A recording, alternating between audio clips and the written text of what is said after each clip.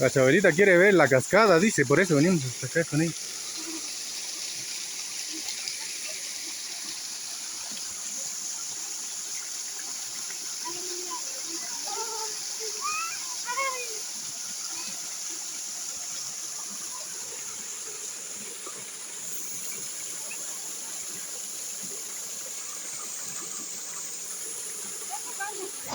¿Te gusta más?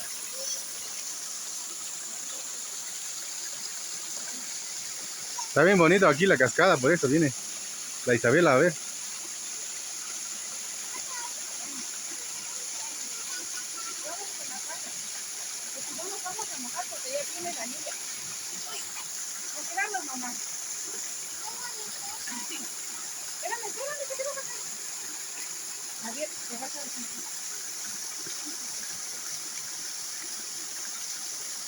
Ya nos vamos a casa, ¿qué? Con cuidado, pásate ahí con cuidado.